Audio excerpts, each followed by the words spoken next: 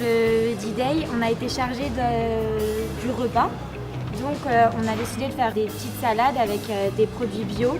Donc ici on est à l'anti-café de la Paris School of Business.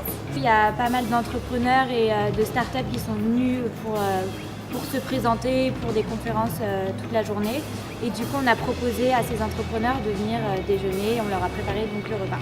On a essayé de rester tout le repas sur le thème du développement durable et donc du biodégradable.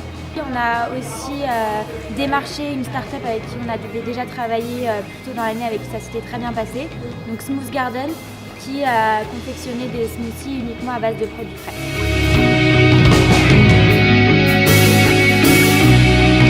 Je m'appelle Salomé, je fais partie de l'association J'ai du cœur, qui est l'association humanitaire et caritative de l'école Paris School of Business. Et je fais particulièrement partie en fait, du pôle Green Zoo, donc qui s'occupe de la défense de l'environnement et des animaux. Animal Asia est une association qui mène un combat pour mettre fin aux fermes mobiles en Asie. Animal Asia propose à ces personnes qui travaillent dans ces fermes mobiles une sorte de reconversion. Il leur propose finalement de prendre soin de ces ours et de participer à leur réhabilitation et finalement d'essayer de retrouver une vie normale.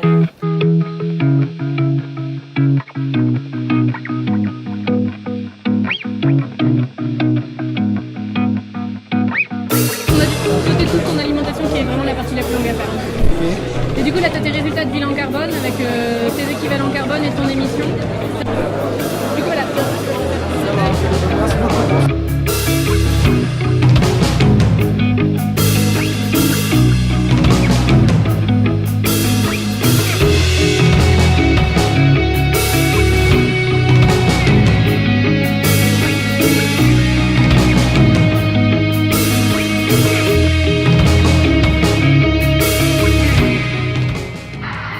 Inventamos una montaña de consumo superfluo y hay que tirar y vivir comprando y tirando, y lo que estamos gastando es tiempo de vida.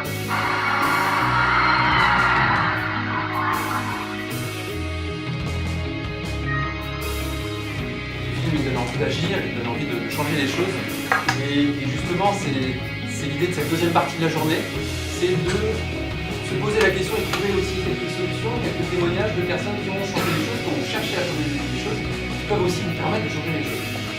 Comment aussi on peut éventuellement avoir un stage qui permet de passer une frontière de l'entreprise pour aussi aller vers des ONG, des associations. La mission en association, elle correspond à vos compétences. Du coup, si vous faites un stage, je sais pas, en ressources humaines, en communication, en commercial, voilà, et ben vous ferez a priori la même chose, à peu de choses près, dans l'association, mais juste dans des environnements différents avec des équipes différentes.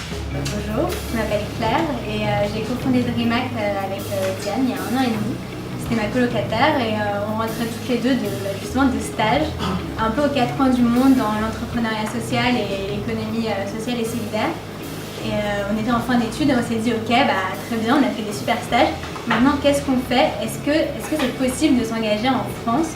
Dans nos armoires, on avait des vêtements made in Bangladesh. Dans nos frigos, on avait plein de suremballages et de plastique.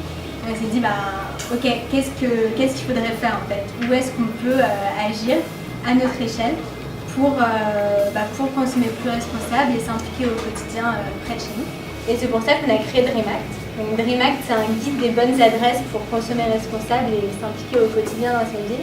Donc concrètement, c'est un site internet sur lequel vous voyez par catégorie les bars, les restos, les endroits de faire du shopping, où aller recycler ses vieux objets, etc. Et puis à chaque fois, on écrit un petit article dans lequel on explique concrètement ce qu'il fait. Et vous, concrètement, quand vous allez vous engager dans ce projet, qu'est-ce que ça apporte? Je vais vous parler de GreenFit. Au moment où je suis élève en école d'ingénieur, je suis dans les mines de Douai, dans le Nord. Aujourd'hui, on est arrivé avec un vélo. C'est un prototype pour montrer qu'on est capable de récupérer l'énergie. Je ne sais pas si vous avez vu, si vous êtes passé devant. Pour les GreenFit, qu'est-ce que c'est? C'est issu d'un constat simple. C'est qu'en salle de sport, on pédale, on fait du sport, on se dépense, on produit énormément d'énergie. Donc l'idée, c'est de la récupérer. Je pense que vous le savez tous, on n'arrive pas à stocker l'énergie. On produit de l'énergie, on l'utilise tout de suite. Donc l'utilisateur, il arrive en salle de sport, il va sur son vélo, il va pouvoir charger son smartphone. La troisième solution d'utiliser localement, c'est donc de réinjecter l'énergie, donc l'électricité qu'on produit en pédalant par exemple, sur le réseau et donc de revendre l'énergie.